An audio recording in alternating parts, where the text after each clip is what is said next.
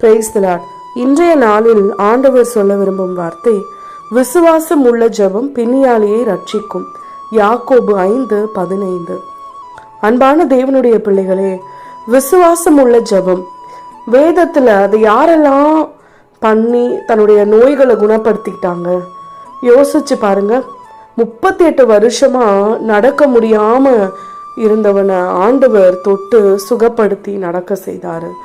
குருடர்களை பார்க்க செய்தாரு, பேச செஞ்சாரு, எல்லாவற்றுக்கும் மேல உயிரோடு கூட எழுப்பினார். அப்படிப்பட்ட தேவன் வசனத்துல அழகா சொல்லியிருப்பாருங்க, என்னை விசுவாசிக்கிறவன் என்னை காட்டிலும் பெரிய காரியங்களை செய்வான்னு சொல்லிட்டு.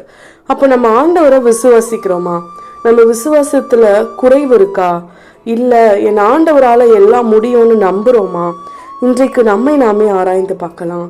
அது ரொம்ப வருஷமா நீங்க படுகிற வியாதியா இருக்கலாம், இல்ல யார்கிட்டயும் சொல்ல முடியாம நீங்களே மனசுக்குள்ள புழுங்கி புழுங்கி அழுது கொண்டிருக்கிற ஒரு காரியமா இருக்கலாம்.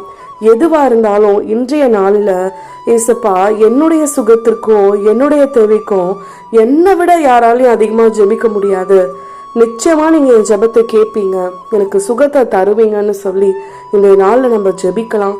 மற்றவங்களுக்காகவும் ஜெபிக்கலாம். ஜெபித்து ஆசீர்வாதத்தையும் சுகத்தையும் பெற்றுக்கொண்டு சாட்சிகளாய் நிற்கலாம். நாம் பெற்றுக்கொண்ட அற்புதத்தையும் அடையாளத்தையும் அநேகருடன் பகிர்ந்து கொள்ளலாம். ஆமேன்.